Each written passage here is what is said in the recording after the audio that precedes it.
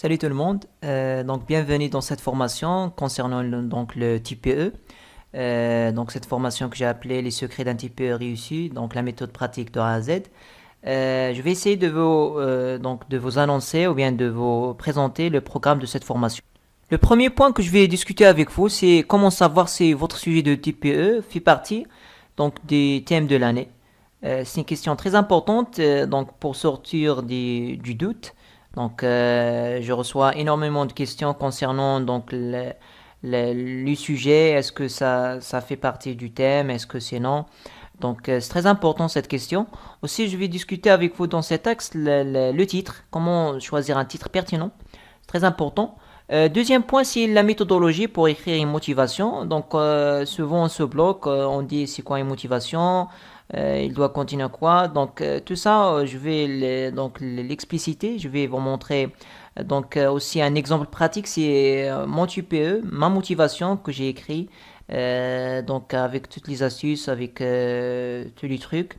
Qui vont vous aider pour bien écrire une motivation. Troisième point, c'est l'ancrage. Donc la même chose que la motivation, je vais vous expliquer la méthode.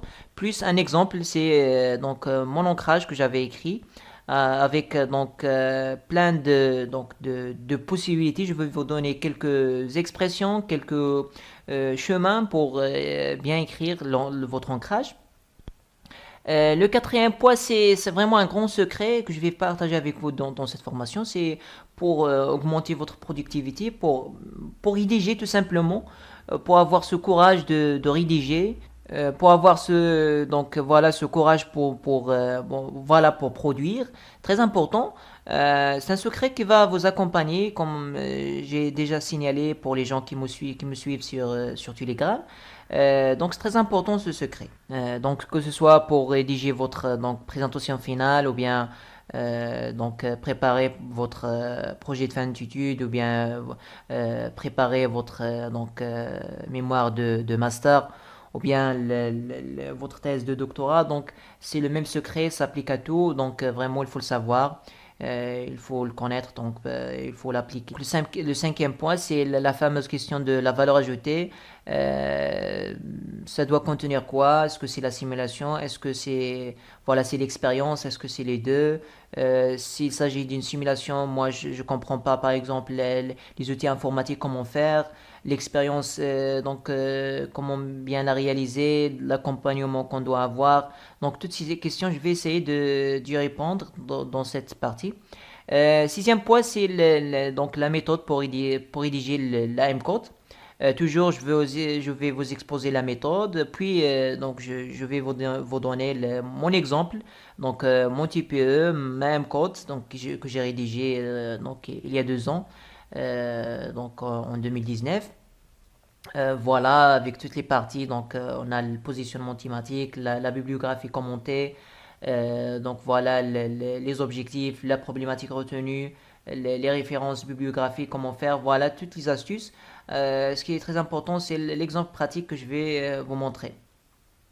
Donc même chose pour le DOT. Le DOT, il y a beaucoup de gens qui peut-être qui se posent la question, c'est quoi? Comment faire? Voilà la structure générale. Tout ça, je vais vous l'expliciter avec la méthode plus l'exemple pratique qu'on va voir ensemble. Un autre point, c'est l'abstract. Donc il y a des gens peut-être qui n'ont pas ils n'ont pas ou bien qui croient qu'ils n'ont pas les bases pour écrire un abstract en anglais, ou bien qui ont du problème en anglais. Je vais vous donner quelques astuces pour s'en sortir très facilement. C'est très facile. Neuvième point, c'est le plan de la présentation. Parfois on trouve du problème pour figer un plan qui est adéquat, qui va être accessible, pertinent, qui est aussi compatible avec notre filière MP, PSI, TSI. On va voir cette question. Je vais vous donner des exemples des axes, comment voilà fixer ces axes-là. Un autre point, c'est la présentation finale. Ici, il est question de préparer une présentation qui est minimaliste, qui est précise et attrayante en même temps. Voilà, donc il ne faut pas perdre beaucoup de temps pour rédiger la présentation finale. Il ne doit pas ne prendre beaucoup de temps.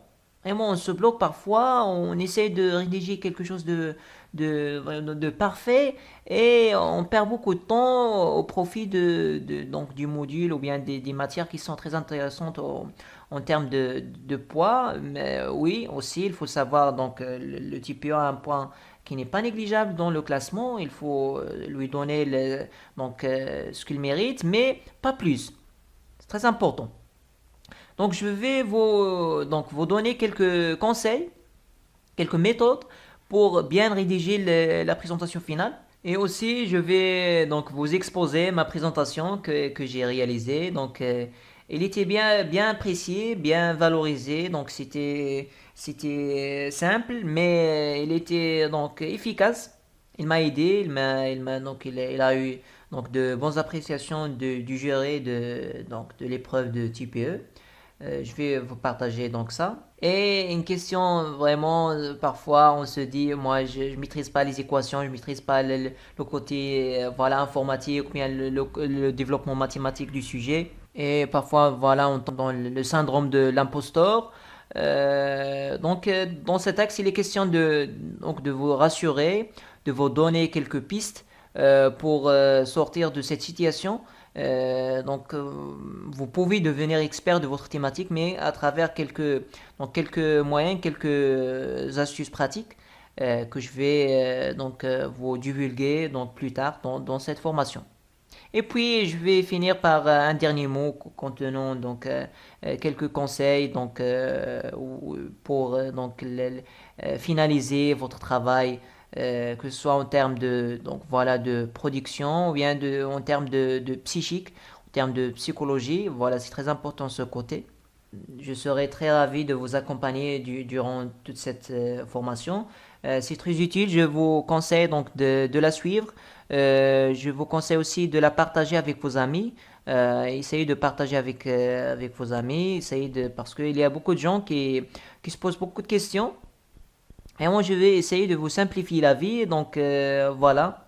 À travers cette formation, vous allez gagner beaucoup de temps. Si vous avez par exemple 50 heures de travail pour le type PE, à travers cette formation, vous pouvez gagner jusqu'à 20 heures. Ça peut passer à travers 30 heures, donc voilà 25 heures de travail. C'est à travers ces méthodes que je vais partager avec vous dans cette formation. Vous allez gagner beaucoup de temps pour voilà, l'utiliser pour les mathématiques, pour la physique, pour les sciences industrielles, pour l'informatique. Voilà, c'est un temps que vous allez gagner aussi. Vous allez gagner en efficacité et en qualité. Donc vous allez produire un petit peu de qualité, vous allez le maîtriser, vous allez vous sentir expert de votre thématique, mais à moins coût. Voilà, donc le coût va être le plus minimal possible. Je vous conseille de suivre cette formation. Essayez pour plus d'informations, je vous laisse les contacts dans la description de cette vidéo. Et voilà, je vous donne rendez-vous dans le développement de ces axes et le développement de cette formation. Merci. Salut, dans cette vidéo, on va voir comment choisir un titre pertinent. Première chose, votre titre ne doit pas être trop général et ne doit pas être trop spécifique. Voilà, il doit donc pas trop général et pas trop spécifique. Voilà.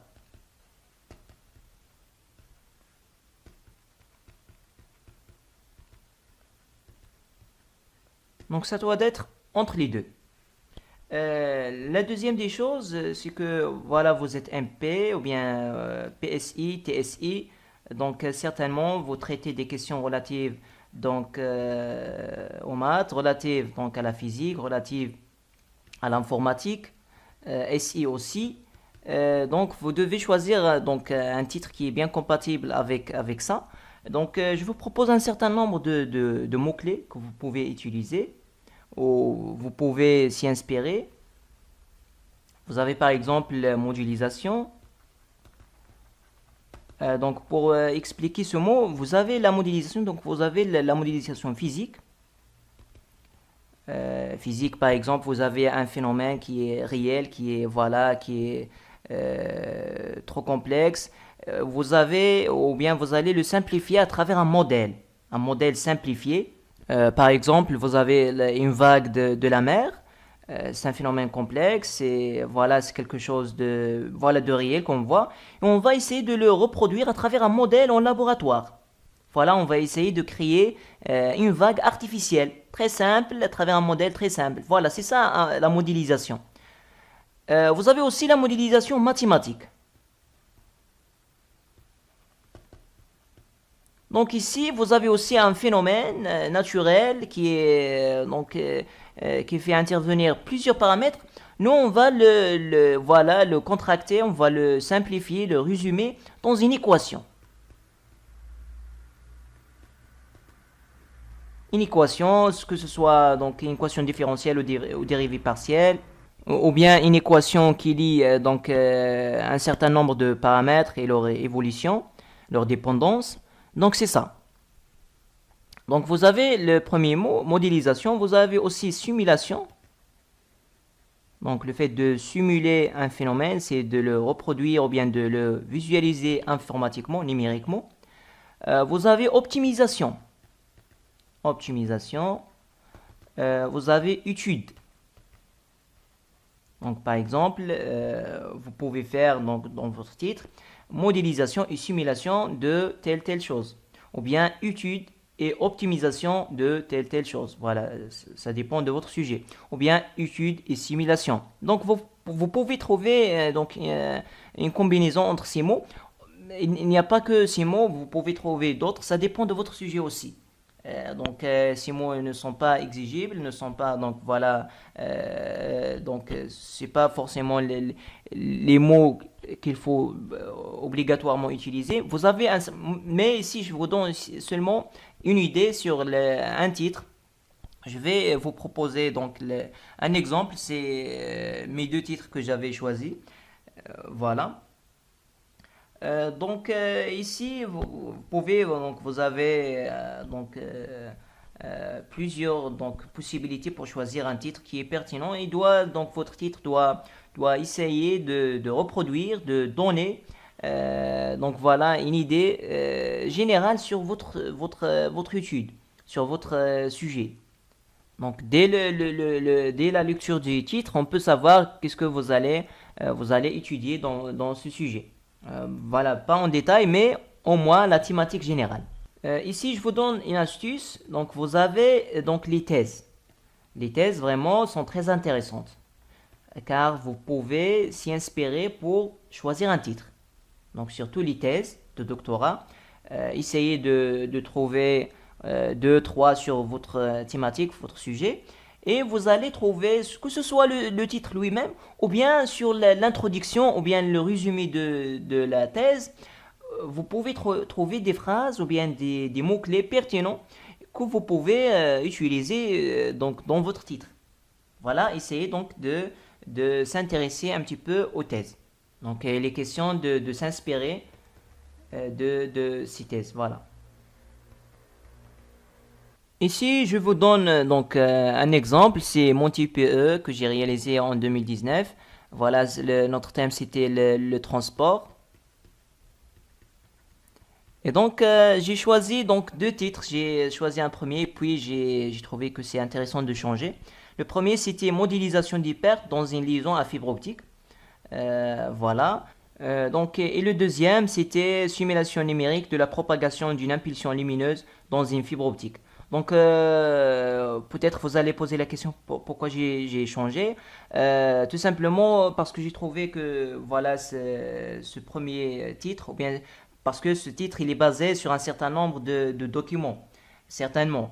J'ai trouvé que c'est un sujet un petit peu littéraire. Il n'y a pas une équation fondamentale ou bien une équation qui est pertinente pour bien illustrer le sujet. Il est un petit peu littéraire, il y a beaucoup d'écriture, beaucoup de textes. Et c'est pas ça que je préfère.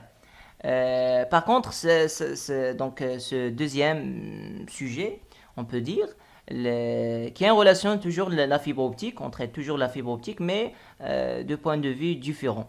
Donc c'était la simulation numérique, donc ici il y avait une équation, l'équation de Schrödinger, donc c'est pas celle de la mécanique quantique, mais c'est une autre équation que peut-être je vais vous montrer dans la présentation, donc à la fin de cette formation. Et je traite ici donc une question informatique, une question de modélisation, de simulation. En fait, il y avait donc un programme informatique sur Python qui permet de faire cette simulation voilà, de la propagation de cette impulsion dans la fibre. Donc voilà, c'était un petit peu quelques idées pour bien choisir votre titre.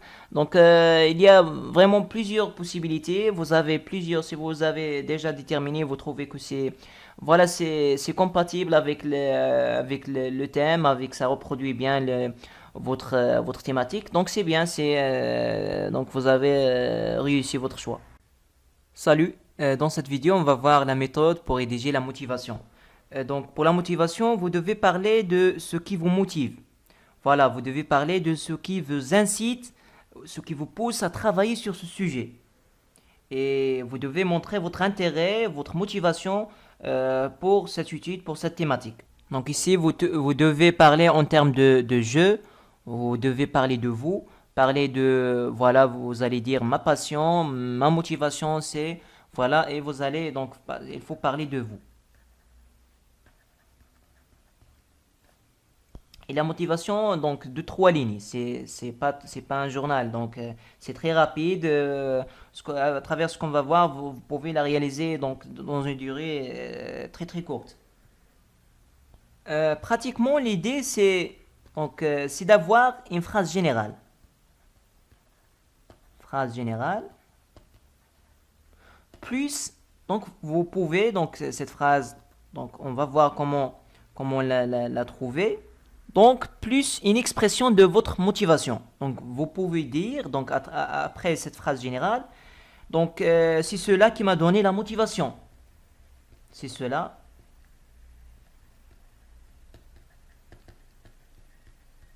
qui m'a donné la motivation, par exemple, pour travailler ou bien pour étudier ce sujet. Voilà, première possibilité. Vous pouvez aussi dire, c'est pour cette raison que j'ai décidé d'étudier ce sujet. Voilà, c'est pour cette raison. Voilà, que j'ai décidé de travailler sur ce sujet.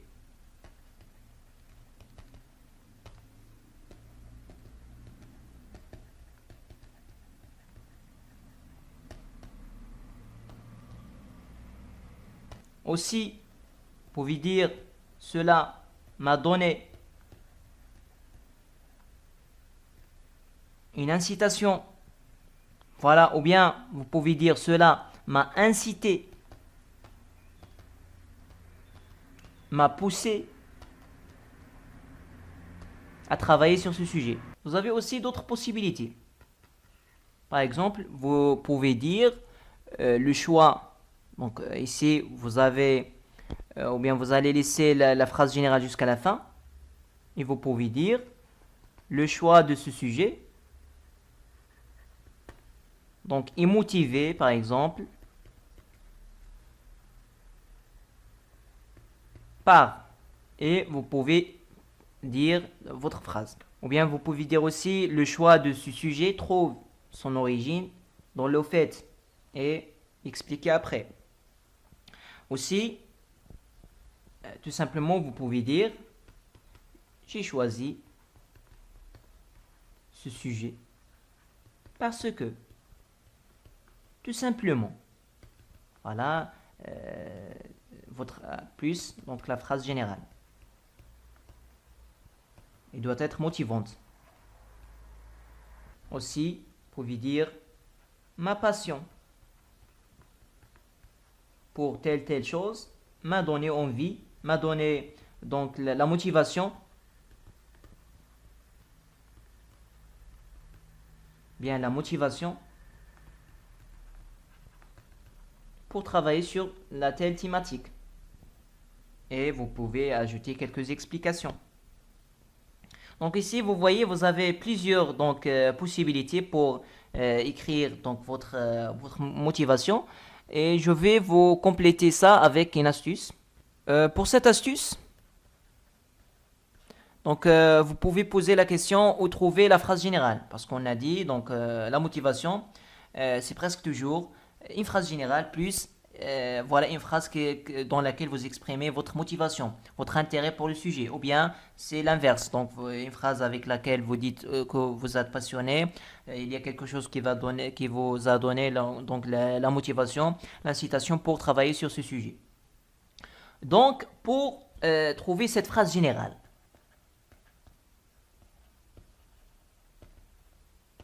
donc certainement, vous avez choisi un sujet, donc vous avez des documents. Il y a des documents ou bien des références. Ça peut être des thèses, des sites web, voilà, donc sur Internet. Donc un mémoire de master. Donc qu'est-ce que vous allez faire? Eh bien, vous allez prendre par exemple une ou bien deux thèses et vous allez donc lire le résumé.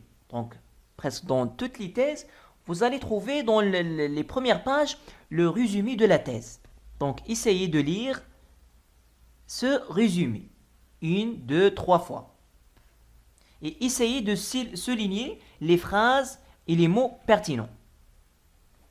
Deuxième chose, essayez de lire l'introduction. Donc, voilà l'introduction de la thèse. Une, deux, trois fois. Et vous pouvez lire deux ou bien trois introductions dans deux, trois thèses différentes. À travers cette lecture, n'entrez pas dans les détails de la thèse, juste le résumé et l'introduction. À travers vraiment ce résumé, cette introduction, vous allez trouver l'idée générale que vous pouvez lui rajouter une expression qu'on a parmi les expressions qu'on a déjà vues ou bien une autre expression, il y en a plusieurs. Et voilà, vous avez votre motivation. C'est très simple, aussi simple que ça. Donc, je crois à travers ces astuces, à travers cette méthode, que vous n'aurez aucun problème pour écrire la motivation. Passons maintenant donc à mon exemple, à ma motivation que j'ai écrit pour mon TPE. Donc voilà ma motivation, telle qu'elle est inscrite sur le site il y a 2 ans. Dans cette motivation, je dis le choix de ce sujet trouve son origine dans ma passion pour l'étude de cette nouvelle technologie de la fibre optique qui a révolutionné les télécommunications modernes et mon intérêt pour les innombrables avantages qu'elle présente par rapport au système de transmission classique. Vous voyez bien que j'utilise donc le jeu. Je parle de moi. Le choix de ce sujet trouve son origine dans ma passion. Voilà, je parle de moi, il faut parler de soi. Et mon intérêt. Vous montrez l'intérêt, vous montrez votre intérêt, votre motivation. Cet intérêt, cette motivation, au moins il faut l'imaginer, voilà. Donc vous voyez bien, une phrase générale, par exemple, la fibre optique, qui a révolutionné les télécommunications modernes, les avantages qu'elle présente. Pour vous, pour ce thème, vous pouvez parler par exemple, si vous parlez d'un sujet qui est en relation avec avec l'environnement, vous pouvez parler de l'intérêt que ce sujet a pour ou bien cette technique pour la préservation de l'environnement. S'il s'agit d'une énergie renouvelable, pourquoi pas vous dites son intérêt pour l'environnement, pour la limitation du changement climatique. S'il est question d'une énergie renouvelable, pourquoi pas vous pouvez dire son intérêt pour l'environnement. Voilà ses avantages. Voilà un petit peu général plus votre motivation. Voilà maintenant écrire une motivation ne présente aucun secret pour vous. Je vous souhaite bon courage. Salut, dans cette vidéo on va voir la méthode pour rédiger l'ancrage. Pour l'ancrage, vous devez prouver que votre sujet traite quelque chose qui a une relation avec le thème de l'année. C'est ça, il est question de preuve, de montrer, mais très rapidement. Voilà, 2-3 phrases vont suffire pour faire l'affaire. Ça, c'est le premier point. C'est une question de montrer la relation. Il faut la montrer. Il faut l'expliciter. Deuxième point, c'est que vous devez citer les termes du thème. Voilà. Il faut les citer au moins une fois.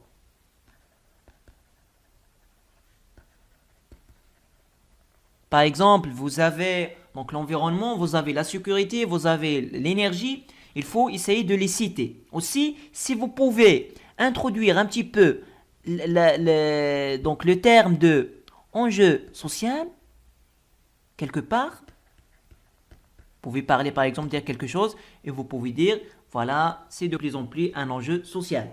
Ou bien c'est considéré comme un enjeu social, comme un enjeu, ou bien c'est parmi les enjeux mondiaux.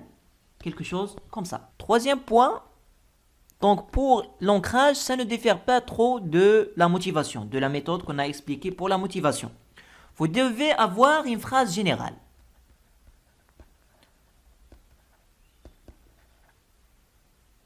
Et puis, cette phrase générale, vous allez lier avec les mots du thème.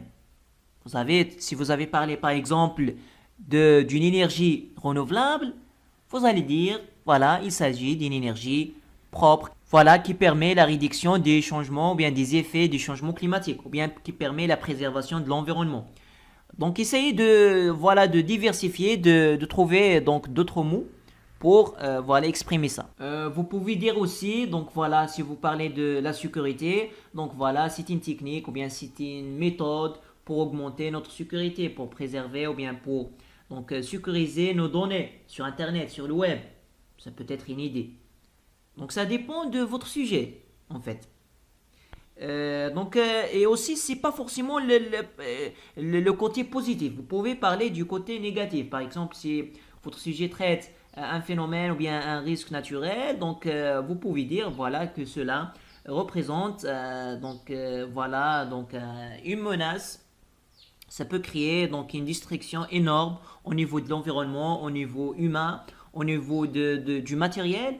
Que ce soit le côté positif, quelque chose qui est positif, par exemple comme les énergies renouvelables, ou bien quelque chose qui est négatif, comme par exemple les risques naturels, les catastrophes, les hacks, par exemple, les espionnages.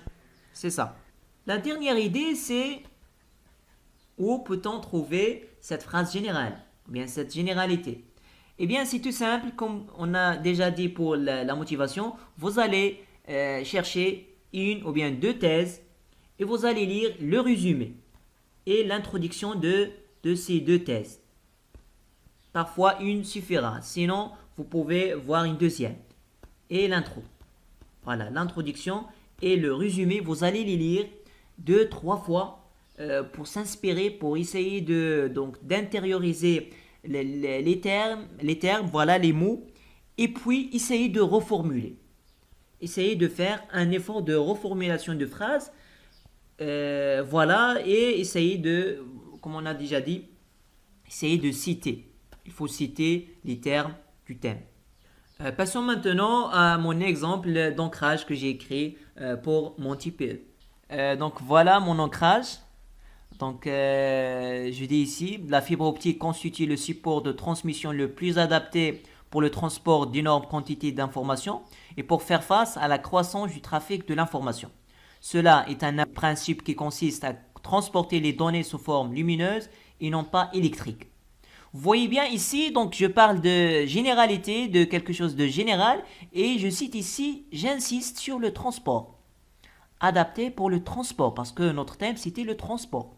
Le thème de l'année c'était le transport. Donc j'y insiste ici. Voilà le transport, le transport d'une énorme quantité d'informations. Trafic de l'information, c'est aussi du transport. Aussi, consiste à transporter. J'insiste encore une fois. Voilà. Donc c'est ça, la transmission. Donc il faut insister sur les termes du thème. Et avec l'astuce que je vous ai donnée, donc utilisez les thèses, les résumés et les introductions, vous pouvez rédiger très rapidement un ancrage.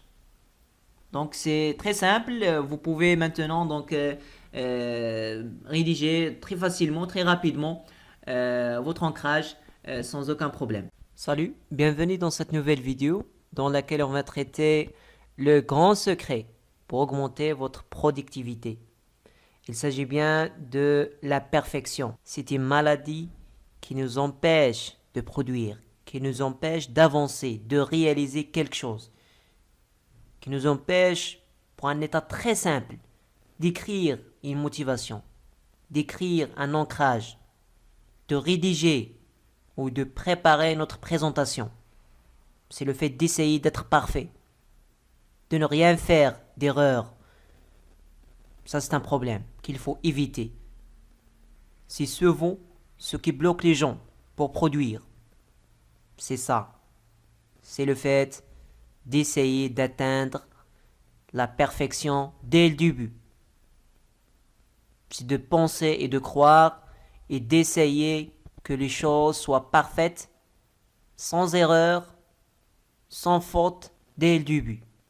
Et ça, c'est une erreur qu'il faut éviter. Vraiment, je partage avec vous ce secret. Si vous voulez produire, si vous voulez rédiger un exposé, rédiger donc un texte, rédiger, préparer votre présentation, votre exposé, votre thèse, votre master. Si vous voulez produire quelque chose, produire une vidéo, produire un document, produire un article, produire un raisonnement, il faut essayer de se débarrasser de cette maladie qui est la perfection, perfectionnisme. C'est ça. Et pour cela, je vais partager avec vous un certain nombre d'éléments qui vont vous aider pour essayer de rompre avec ce problème. Première chose, c'est que essayez d'avoir un minimum. Voilà, se contenter d'un minimum. Par exemple, vous voulez rédiger l'ancrage et la motivation. Essayez d'avoir un minimum de lecture, un minimum de compréhension de votre sujet, de votre thématique, et se dire, voilà, j'ai ce minimum, je vais rédiger. Ça y est. Quelle que soit donc la situation, quelles que soient les erreurs que je vais faire, je vais rédiger.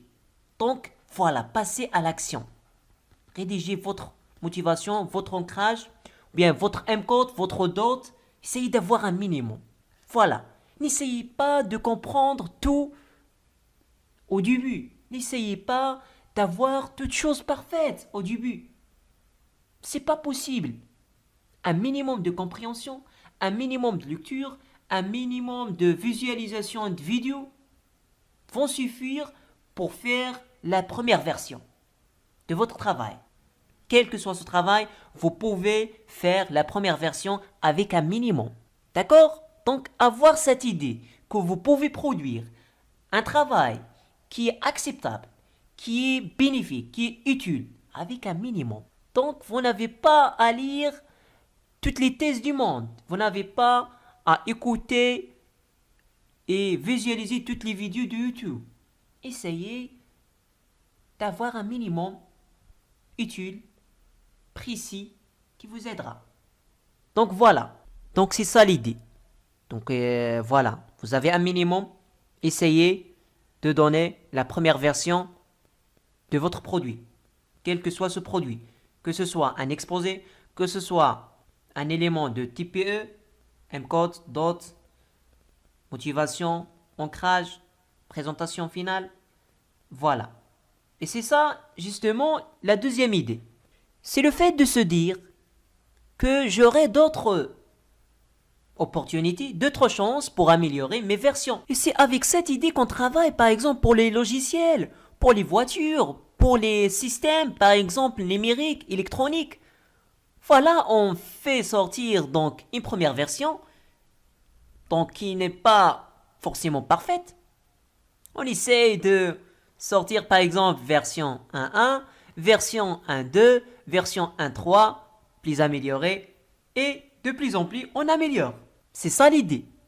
C'est voilà, de se donner, de se permettre d'avoir quelques erreurs, quelques fautes, quelques manques dans les premières versions.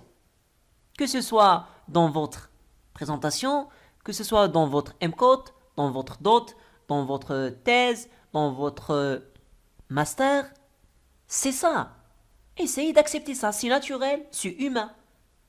On n'est pas parfait, on n'est pas complet, et il faut accepter ça pour produire, pour avancer, pour sortir un produit. Voilà, c'est ce qu'on cherche à la fin, c'est d'avoir un produit. Parce que si on essaye de réaliser quelque chose de parfait et de penser à toute chose, de comprendre toute chose du début, votre produit ne verra jamais le jour. Essayez de faire attention à ça. Troisième idée, c'est de comprendre que on apprend tout au long du chemin. Voilà.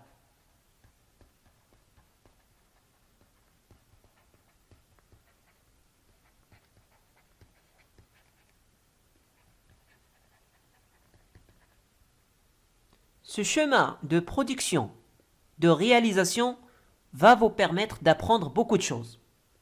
Par contre, si vous essayez de comprendre toutes choses, de comprendre tous les éléments, toutes les news avant de se lancer dans le travail, avant de se lancer dans la réalisation, dans la production, eh bien, vous n'aurez pas de chance pour apprendre beaucoup de choses. Et vous n'allez pas apprendre, vous n'allez pas faire, et vous n'allez pas approcher, ou bien s'approcher de cette précision, de cette perfection à la fin. Voilà, essayez de se dire que je vais commencer le travail, je vais essayer de produire, de rédiger, de préparer mes éléments, et je vais apprendre tout au long du chemin. C'est-à-dire, il faut se lancer. Voilà, lancez-vous et ne vous en faites pas de cette perfection, de cette sensation d'avoir toutes les choses claires et vraies dès le début. Dernier point, c'est de se donner des délais, des deadlines. Voilà, se donner un délai pour réaliser, pour produire quelque chose. Par exemple, se dire, dans 15 jours, maximum, je vais avoir la première version de ma présentation finale de TPE. Voilà. On vient de se dire, j'ai une semaine pour rédiger MCOT et le DOT. Une semaine donc de lecture, une semaine de visualisation, une semaine donc de recherche, et je vais essayer de produire ces éléments-là. Voilà, se fixer des deadlines. Comme par exemple dit un bonhomme, our films don't get finished. They just get released.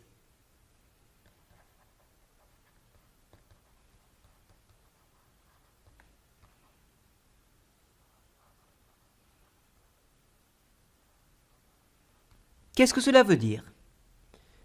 Que leur travail sur les films, leur amélioration, leur modification ne se termine jamais.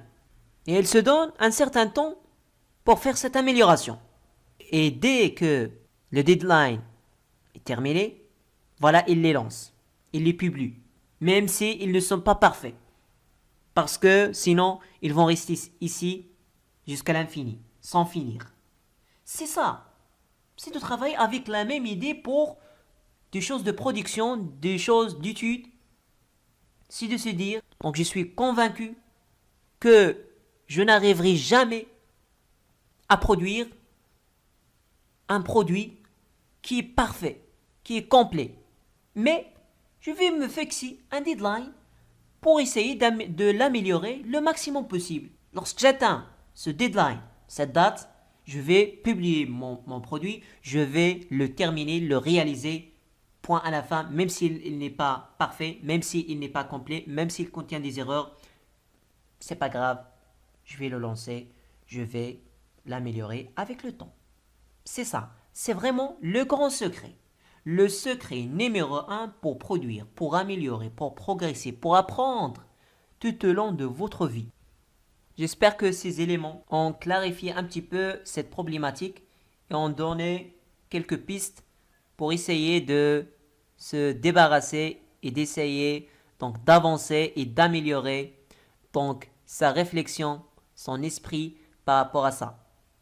Je vous laisse terminer cette vidéo avec Dr Tariq Souaïdan avec une très belle vidéo donc dans laquelle il parle justement de cette problématique et il donne un exemple à la fin qui est l'exemple de la rédaction de sa thèse donc de doctorat. Je vous souhaite un très bon courage et je vous souhaite une bonne visualisation. Salut, dans cette vidéo on va parler de cette histoire de la valeur ajoutée.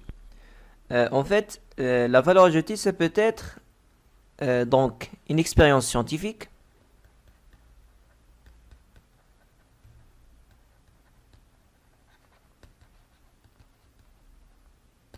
et cette expérience vous pouvez la trouver facilement.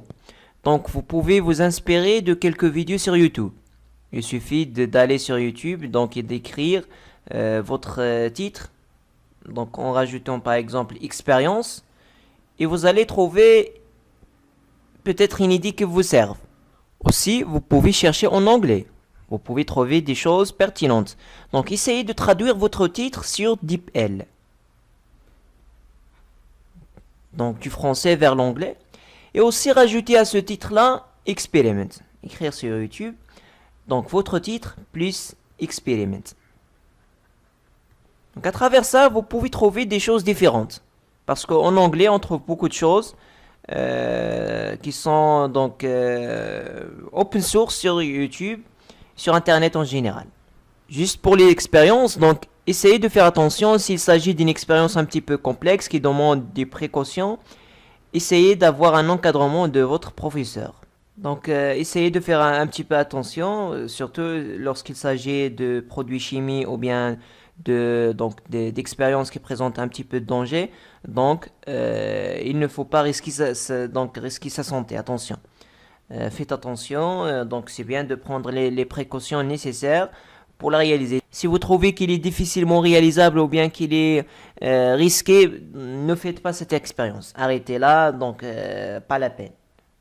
Simplifiez la vie et c'est ça ce que je vous conseille toujours. Simplifiez la vie, essayez d'être simple et toute chose va être, Inch'Allah, va être bonne et va passer donc dans les meilleures conditions. Donc pour cette expérience scientifique, donc essayez d'en tirer un petit peu quelques conclusions, quelques interprétations, visualisation des phénomènes, donc le comportement, les paramètres qui influencent ce phénomène pour qu'il soit bénéfique pour votre TPE. La deuxième chose, donc une valeur ajoutée, ça peut être la simulation informatique.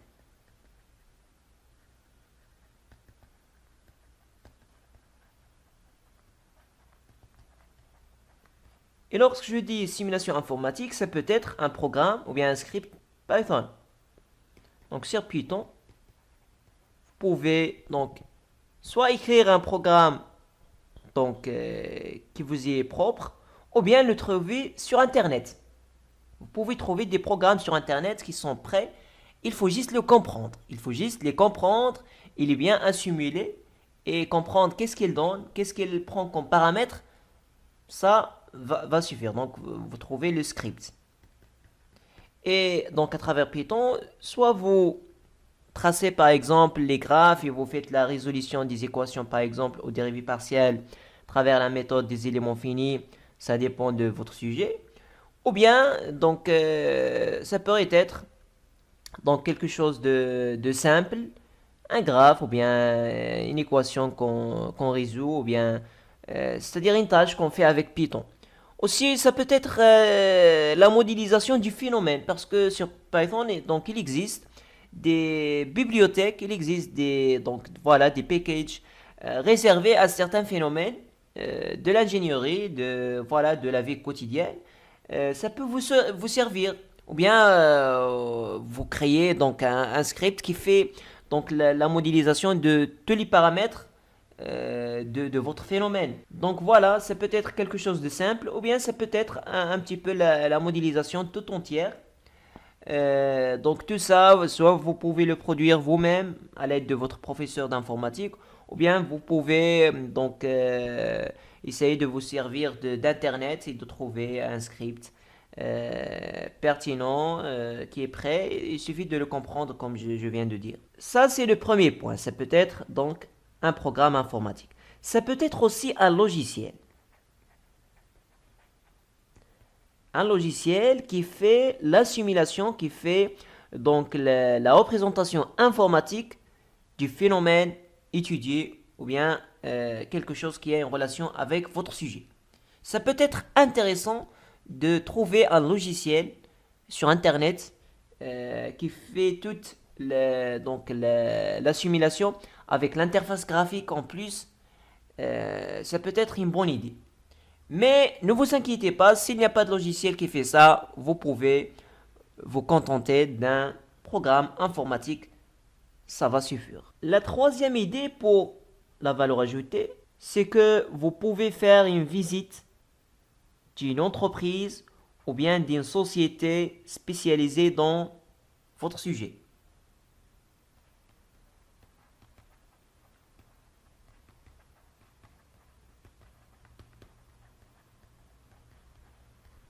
Donc cette visite va vous permettre au moins d'avoir des informations pertinentes relatives à votre sujet. Ça peut aussi vous permettre de réaliser une expérience dans cette entreprise.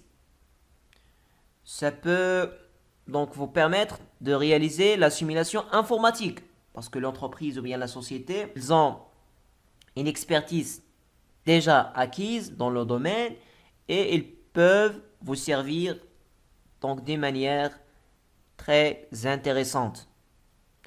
Essayez juste de leur dire qu'il s'agit d'un travail académique, d'un travail de recherche. Voilà, ils vont vous aider à réaliser ce travail. Donc, pour ces entreprises-là, vous pouvez soit les reconnaître sur terrain, dans votre ville, dans votre entourage, à travers votre professeur, ou bien aller chercher sur Internet. Écrivez juste entreprise spécialisée dans telle chose, au Maroc. Voilà, vous pouvez trouver des entreprises intéressantes. Faites la visite, rencontrez les professionnels et le jour J, le jour de l'entretien, essayez d'en parler. Vraiment, c'est très intéressant. Un grand point dans votre note de type PE, ça peut être ça, cette visite. Mais comme j'ai dit toujours, il n'est pas accessible, il n'est pas possible, donc essayez de faire autre chose. Donc ces trois propositions-là, elles ne sont pas exigibles toutes les trois.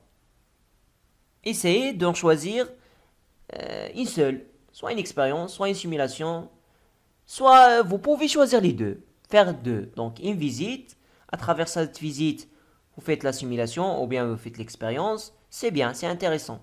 Ou bien vous faites deux séparément, faites une visite pour avoir quelques informations et puis faites une simulation sur un logiciel ou bien sur Python. Intéressant. Si on trouve seulement l'expérience, c'est bien. Si on fait les deux, encore mieux. L'expérience et la simulation, encore mieux. Donc, ça dépend de votre sujet en fin de compte. Et je dis toujours, soyez simple.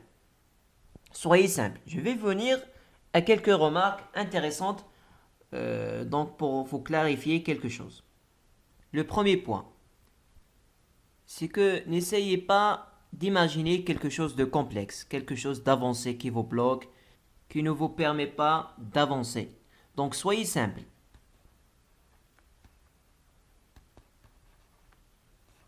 Voilà, soyez simple, faites quelque chose de simple. Donc toujours la simplicité, le fait d'être minimaliste. Ça va vous aider pour progresser, d'avoir un minimum, se contenter d'un minimum, toujours, et puis avancer. Le deuxième point, n'essayez pas d'écouter les gens qui vous disent vous devez inventer quelque chose, vous devez donc produire quelque chose de super, je ne sais pas quoi, essayez de ne pas écouter ces gens-là. Vous n'avez ni le temps, ni le cadre pour faire cela. Vraiment, je vous encourage pour le faire, pour inventer et pour produire des éléments jamais produits auparavant. Mais c'est pas pour maintenant. C'est pas pour cette période. Oui, dans un cadre de recherche, dans un cadre de master, de thèse, de doctorat, je vous invite, je vous encourage à faire cela. C'est très apprécié et en fait, c'est ce qui est demandé. Mais pour votre TPE, essayez seulement de vous contenter de ce qui existe. Voilà, comme thèse, comme recherche, comme donc expérience, au moins de s'inspirer. Et la personnalisation, ça peut être dans votre interprétation. L'interprétation, donc dans ce cas-là, donc vous pouvez personnaliser vos interprétations. C'est de faire des remarques, de dire quelque chose un petit peu en relation avec votre sujet. Donc, essayez de donner des interprétations pertinentes relatives à votre sujet. Essayez de le faire avec votre manière. C'est une valeur ajoutée. De même pour les conclusions. Donc, essayez de tirer des conclusions pertinentes relatives à votre thématique, à votre problématique. Ça peut être intéressant. Mais, soyons simples, essayez de comprendre. Faites un effort de compréhension. Faites un effort de compréhension de votre thématique. Essayez de comprendre ce qui existe déjà. Ici, vous avez trouvé quelque chose, une remarque, une conclusion. Voilà. Essayez voilà, de le dire, de le faire. Ça peut être donc apprécié. Mais disons que vous n'êtes pas censé inventer ou bien produire quelque chose jamais produit auparavant. Vous avez complexifié la chose, donc vous allez mettre un blocage pour avancer et comme j'ai dit, vous n'avez pas le temps pour ça.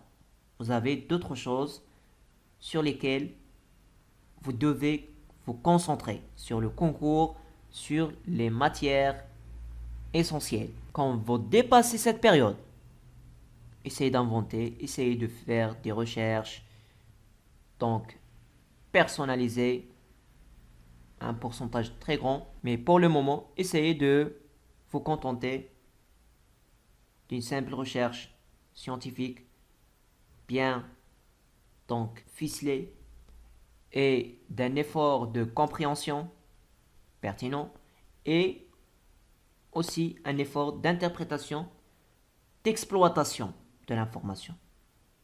La bonne exploitation de l'information, c'est aussi apprécié. Essayez de bien exploiter l'information. Bien exploiter la donnée. C'est ça. Troisième point. Donc, un retour vers la vidéo précédente. Ne cherchez pas la perfection. Donc, il y a des gens qui se disent je dois comprendre Python de A à Z. Je dois comprendre ce logiciel en entier. Je dois comprendre toutes les options, toutes les fonctionnalités. Je dois comprendre tout ce développement mathématique, toutes ces équations-là. Non, se dire, comme on a déjà dit, d'avoir un minimum.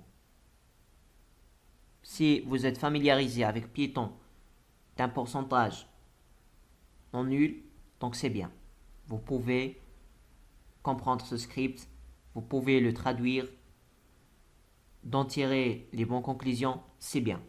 Si vous avez compris, par exemple, 20% d'un nouveau logiciel que vous venez de découvrir, c'est bien. Ça va suffire. Ça va suffire pour faire l'affaire. Donc, essayez de se contenter de ce minimum de compréhension. Donc voilà, ce minimum-là va être suffisant.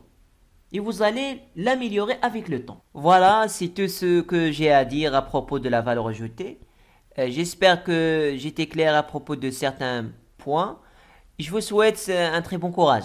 Salut, dans cette vidéo et dans les vidéos qui suivent, on va essayer de traiter donc la méthode pour rédiger la M-code. Comme vous le savez, donc la M-code est constituée de 5 éléments. Donc on a déjà le positionnement thématique et les mots-clés. On a la bibliographie commentée. On a aussi la problématique retenue, les objectifs et puis enfin on a les références bibliographiques. Dans cette vidéo, on va essayer de traiter le positionnement thématique et aussi les mots-clés. Donc le positionnement thématique, qu'est-ce que c'est? Eh bien, ça traite les grands domaines de la science dans lesquels s'inscrit votre sujet. Donc il faut savoir, ce sont des domaines, des thématiques. Donc des domaines scientifiques très vastes. Donc il faut savoir un petit peu faire correspondre votre sujet à ces domaines-là. Donc ce sont des domaines scientifiques. Donc on va voir une liste, donc peut-être vous l'avez déjà, et ça dépend de votre filière. Donc par exemple, si vous êtes MP, les domaines que vous pouvez traiter sont les mathématiques, donc la physique, et vous avez l'informatique. Juste ces trois domaines sont très vastes, donc ils contiennent ce thématique, ce domaine. Donc vous pouvez choisir des sous-thèmes, des sous-thématiques dans ces grands domaines. PSI par exemple aussi. Donc vous avez la physique. Donc vous avez la physique et vous avez SI. Vous avez aussi l'info. L'info, donc on a toujours l'info. Voilà, l'informatique, donc ça existe toujours. Donc il est dans tous les domaines. On doit utiliser l'info. Donc si on utilise l'info dans un sujet PSI, c'est pas grave. Il y a des profs ou bien qui disent non, voilà, il faut juste la physique et la solution industrielle. Non, l'informatique, toujours là. TSI aussi. Donc vous avez SI pour les domaines liés. Voilà, donc SI, vous avez aussi l'info. Informatique, elle est présente. Et donc, vous devez choisir trois domaines, on va dire trois thématiques, trois grandes thématiques. Vous allez écrire une thématique, voilà, par exemple la physique théorique, et vous allez écrire entre parenthèses un sous-domaine, parce que ce sont des grands domaines. Voilà aussi, donc deuxième thématique, écrire entre parenthèses une sous-thématique, et puis la troisième. Donc, il faut choisir 3. Donc ici, vous avez une liste de toutes ces thématiques-là. Je vous recommande de lire cette liste, de la lire au moins 2 fois, pour un petit peu savoir positionner votre sujet. Voilà, vous avez ici la chimie et vous avez la chimie analytique, la chimie théorique. Donc la chimie théorique, par exemple, ça inclut la thermodynamique, la thermochimie. Voilà, vous avez d'autres. Aussi, vous avez l'informatique pratique, informatique théorique, la technologie informatique. Vous avez plein de sujets, plein de thèmes ici. Sciences industrielles, ce thème aussi, les mathématiques, la physique. Donc, je vous recommande de faire une lecture. Très important de lire ça. Après, c'est très facile. Donc, si vous avez lu cette liste, et aussi vous avez fait des recherches dans votre sujet, vous pouvez choisir 3 thématiques facilement. Passons maintenant aux mots-clés. Donc pour les mots-clés, déjà, vous devez choisir 5 mots-clés. Et ces mots-clés doivent être très représentatifs de votre sujet. C'est les grands mots de votre sujet. Voilà, il faut les choisir un petit peu, très pratiquement. Donc ces mots-clés, vous pouvez les choisir rapidement. Je vous propose ici quelques astuces. Déjà, donc le titre. Votre titre, ça peut vous donner au moins deux-trois mots. Deux-trois mots-clés. Par exemple, si vous faites un titre, modélisation et simulation de, par exemple, un phénomène. Donc voilà, modélisation par exemple, c'est un mot-clé. Simulation informatique, c'est un mot-clé. Très important. Et puis le mot-clé ou bien le phénomène, c'est un mot-clé. D'accord? Donc déjà, votre titre. Aussi, vous avez les thèses. Donc dans les thèses, vous trouvez une partie dans le début de la thèse qu'on appelle mots-clés. Les mots-clés, donc vous pouvez s'inspirer de ça. Parfois, il y a des chapitres donc très différents, mais il faut choisir quelques mots-clés, prendre des idées à travers cette thèse. Bien ces thèses. Vous avez aussi le troisième élément, donc déjà cité, c'est, voilà, vous avez des thèses, vous avez le résumé de la thèse et les introductions. Donc, ces résumés-là et ces introductions, donc presque toujours, et ils font appel donc à des mots-clés, donc très répétitifs, très représentatifs du sujet. Donc, si vous avez lu du résumé, des introductions, donc le positionnement thématique, les mots-clés vont être donc très simples. Donc les intros des thèses et les résumés. Mais c'est la lecture en général. Donc la lecture en général vous facilite toujours la tâche. Donc il faut lire à propos de votre sujet. On va passer maintenant à mon exemple donc voilà, de positionnement thématique et de mots-clés. Donc ici, mon sujet c'était voilà, simulation numérique de la propagation d'une impulsion lumineuse dans une fibre optique. Donc voilà pour le positionnement thématique. Donc j'ai repéré que mon sujet donc traite une première thématique. Donc c'est la physique et en particulier c'est l'optique non linéaire parce que ça traite voilà la propagation de la lumière dans la fibre. Aussi les mathématiques. Plus exactement c'est les équations aux dérivées partielles parce que j'avais une équation l'équation non linéaire de Schrödinger. Aussi, c'est de l'informatique et plus particulièrement l'informatique pratique. Car mon sujet, donc, il a inclus donc, voilà, un programme Python qui fait cette modélisation justement de la propagation de l'impulsion dans la fibre. Donc vous voyez bien, trois domaines avec une spécification. Une spécification entre parenthèses. Pour les mots-clés, donc, vous avez 5 mots-clés en français et leur traduction en anglais. Moi, ce que j'ai choisi, à travers la lecture de thèse, à travers donc la visualisation de vidéo, à travers plusieurs choses, j'ai remarqué que voilà, j'ai 5 mots-clés les plus importants dans le sujet. Donc, on a l'équation non linéaire de Schrödinger, l'optique non linéaire, fibre optique, soliton, la dispersion chromatique, et on a ici la traduction. La traduction en anglais, non-linear Schrödinger equation, non-linear optics, optical fibers, solitons, chromatic dispersion. Voilà, vous avez donc ces 5 mots-clés. Je vous recommande donc un logiciel. Ça existe sous format logiciel, donc sur PC ou bien sur Internet. Vous écrivez juste sur Google DeepL. Donc c'est un site, donc, qui fait la traduction. Il va vous aider. Il fait une traduction, une belle traduction. C'est le meilleur traducteur donc, qui existe, qui passe donc, du français vers l'anglais, vers d'autres langues. Vous pouvez se servir donc de ce traducteur. Il va vous aider. Donc comme vous remarquez, donc, c'est très facile. Très facile. Si vous faites des lectures à propos de votre sujet, très facile de faire le positionnement thématique et les mots-clés. Donc c'est tout pour le positionnement thématique.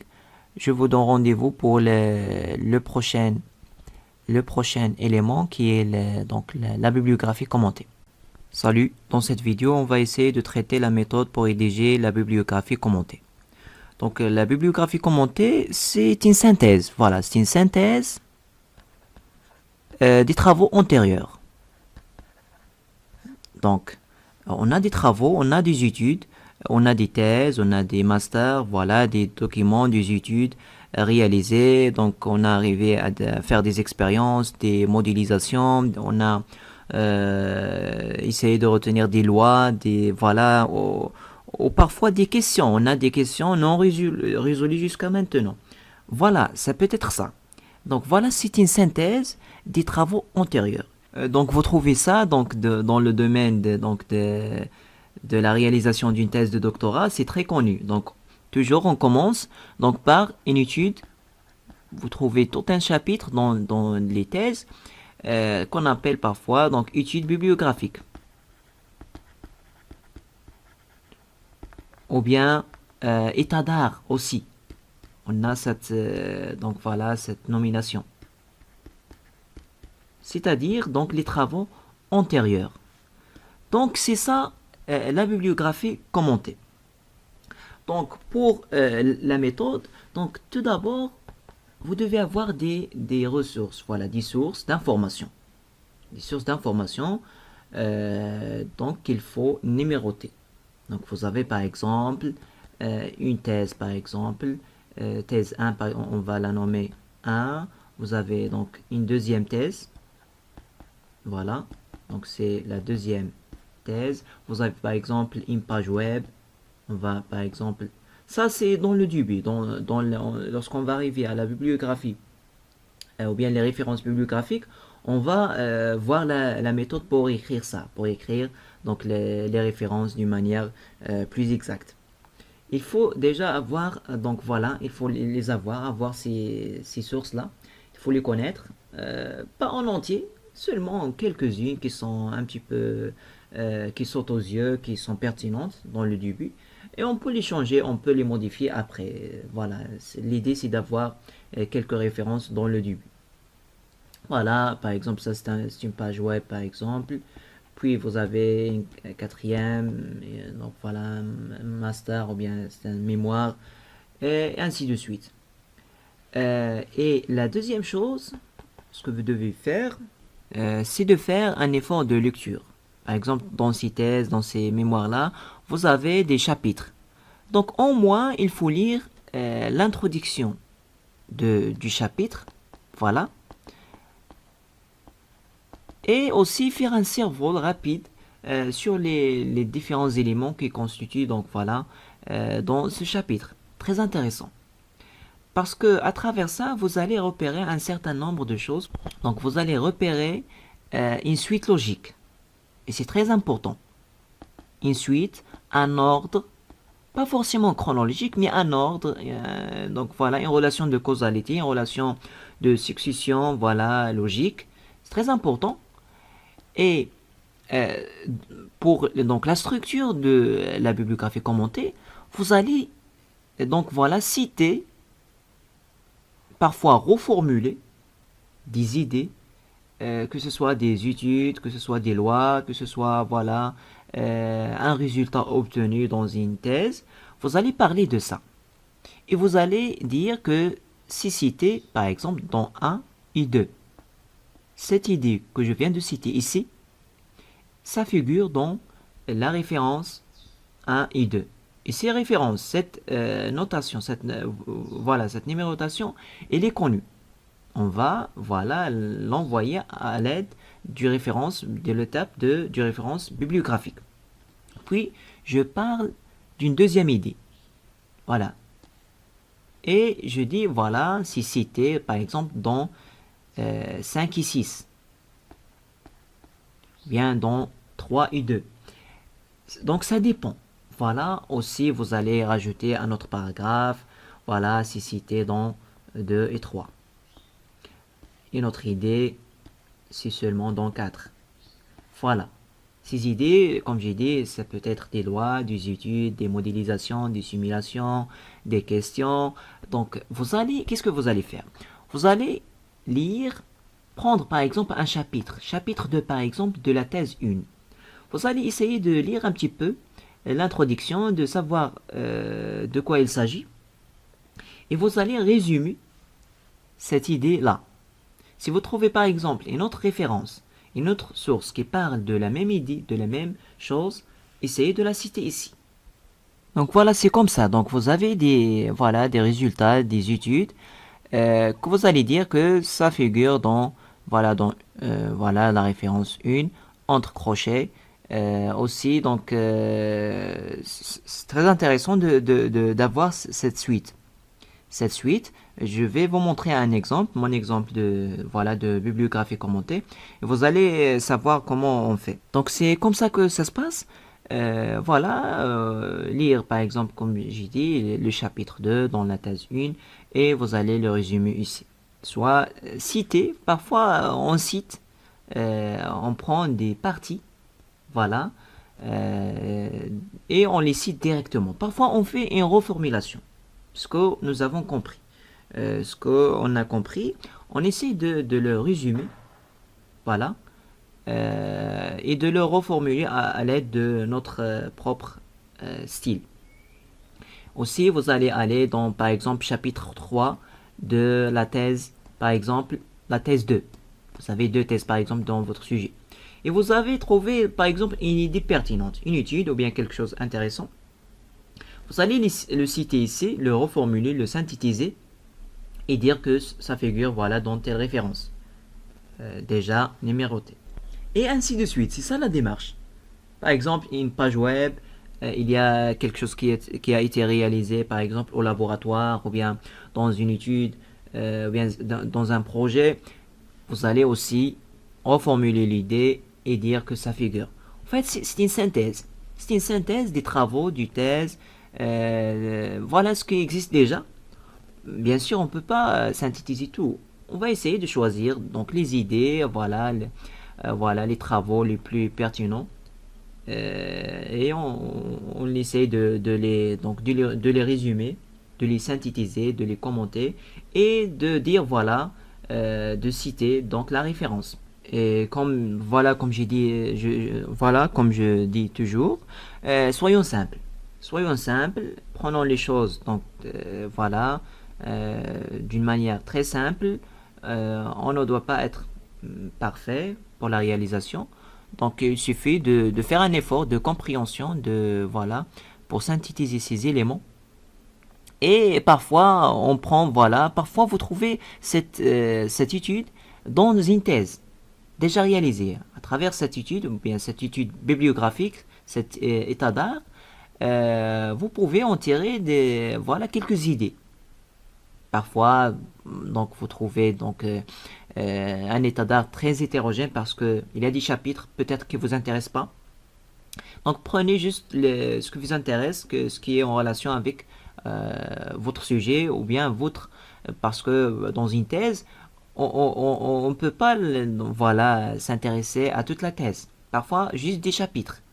Des chapitres, forcément, bien sûr, l'introduction, le résumé, les choses introductives sont toujours très intéressantes à lire parce que on sait déjà le cadre de l'étude, les objectifs, la problématique. Très intéressant de lire les introductions des thèses ou bien des documents qu'on a. Et puis on a des chapitres qu'on peut négliger, on a des chapitres pour lesquels on doit prêter plus d'importance. Donc ça dépend, il faut essayer d'estimer, essayer d'équilibrer et de peser chaque chose et de dire cette chose est intéressante, cette chose non, et comme ça. Donc donc cette idée c'est donc très important. Donc la simplicité toujours.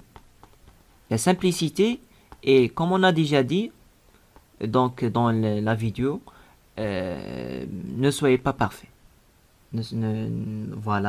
Essayez de faire des choses simples. Si vous êtes bloqué, essayez de prendre des parties déjà écrites à travers des thèses ou bien les prendre, les reformuler un petit peu. Essayez de ne pas être bloqué. Vous avez un effort, vous avez un petit peu de la capacité linguistique pour reformuler, faites-la. Faites cette reformulation, c'est très important. C'est un petit peu, essayez de reformuler un petit peu. Sinon, essayez de prendre en partie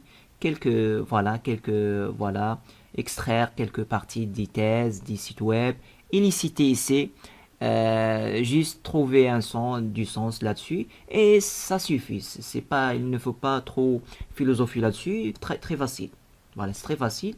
Simplifiez, soyons simples et voilà, vous pouvez réaliser et rédiger rapidement votre bibliographie commentée. Passons à un exemple. Donc voilà, c'est ma bibliographie commentée que j'ai rédigée il y a 2 ans. C'est la méthode que je viens de vous expliquer que j'ai appliquée ici. J'ai lu des thèses, j'avais voilà, plusieurs documents, j'ai visualisé des vidéos. Voilà, j'avais voilà, des masters, des rapports de master, bien des mémoires. Et à travers cette lecture, à travers, voilà, j'ai pu écrire ça. Donc je dis dans cette bibliographie. Donc voilà, vous avez donc la fibre optique qui est une technologie qui sert à transporter l'information sous forme lumineuse. Elle constitue l'élément clé de la révolution des télécommunications optiques à très longue distance et à très haut débit.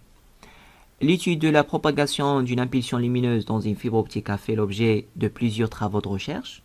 Vous remarquez ici que je fais référence, que je suis en train de, voilà, de faire référence aux travaux antérieurs. A fait l'objet de plusieurs travaux de recherche dont l'intérêt était de comprendre, et je cite ici, voilà, comme vous remarquez, je cite ici que, voilà, voilà, on a ces études-là, dans 1 et 2. Et on va voir donc ce 1 et 2 à quoi fait référence. Voilà, dont l'intérêt était de comprendre et de modéliser les divers phénomènes liés à cette propagation. Toutefois, la propagation de la lumière dans la fibre optique est régie par la fameuse équation dite équation non linéaire de Schrödinger. Donc, par exemple, cette équation elle est étudiée, elle est citée dans par exemple la référence 6, qui permet de modéliser de nombreux effets. En particulier, cette équation va nous aider à modéliser 2 phénomènes majeurs que nous proposons d'étudier dans ce travail. Il s'agit de la dispersion chromatique d'ordre 2 et de la non-linéarité efficaire optique. Voilà, cette idée, cette étude, cette information, on peut dire carrément, il est cité, il figure dans la référence 4. La suite, donc l'équation non linéaire de Schrödinger nécessite souvent une résolution numérique. La méthode du pas fractionné, split step Fourier, est la méthode numérique la plus utilisée pour cet objectif.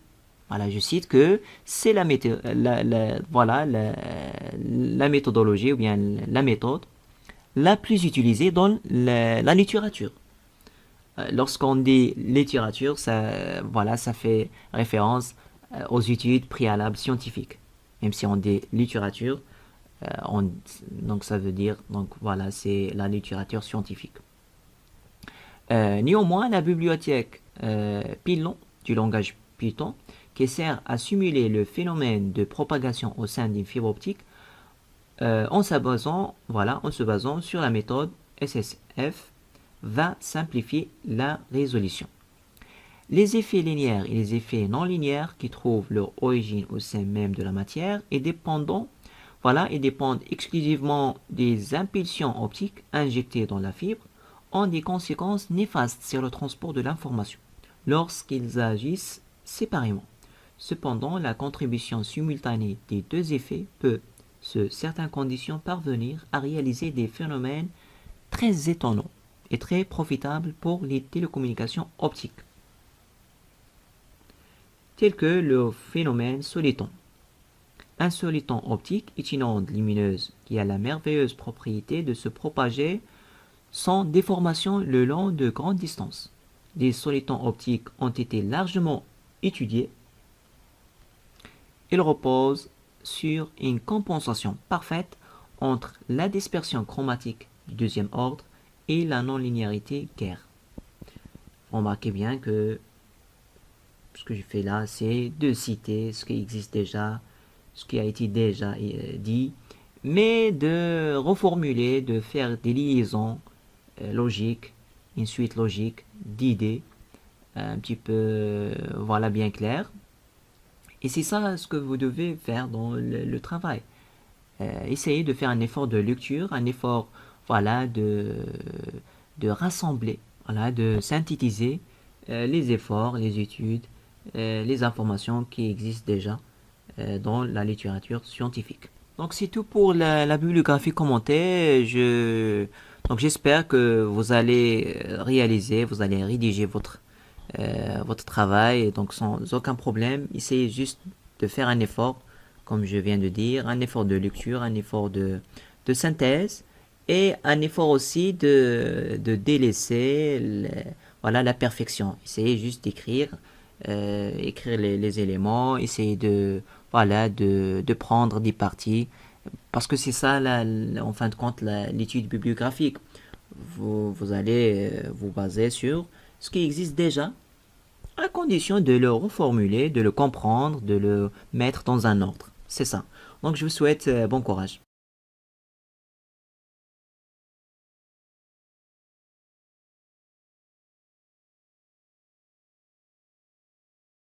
La société Unschool, c'est une société, on va dire, qui est spécialisée principalement dans le système des classes préparatoires. On fait autre chose dans le domaine de l'éducation, mais notre mission principale, c'est les classes préparatoires scientifiques et aussi économiques, c'est-à-dire les filières, bien sûr, MP, PSI, TSI, SUP/SP et aussi pour les filières ECS, ECT. Principalement, on propose des services, ça tourne autour des cours de soutien dans différentes matières et aussi on propose des encadrements pour des projets comme le TPE par exemple. On a à peu près 6 ans d'expérience. Jusqu'à maintenant, donc, nous avons aidé plus de 1500 étudiants et étudiantes en classe préparatoire dans les différentes filières. Actuellement, nous sommes numéro 1, la société numéro 1 au Maroc pour tout ce qui est service de cours de soutien en ligne surtout. On travaille aussi à l'international, donc nous avons une présence à l'international. Donc nous avons des étudiants en France, aussi en Tunisie, en Mauritanie, dans quelques pays africains. Et aussi on essaye de développer même la société pour être, pourquoi pas, Inch'Allah, numéro 1 même à l'international dans tout ce qui est cours de soutien et tout ce qui est e-learning. D'ailleurs, nous avons une plateforme e-learning spécialisée pour ces cours-là. Et Inch'Allah,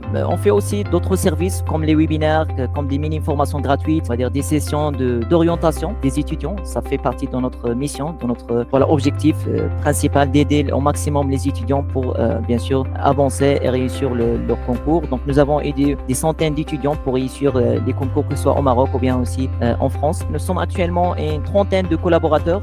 Ça englobe des ingénieurs, des spécialistes dans différents domaines et aussi ça englobe aussi des profs agrégés dans différentes matières, que ce soit pour les prépas scientifiques et aussi pour les prépas économiques ECS, ECT.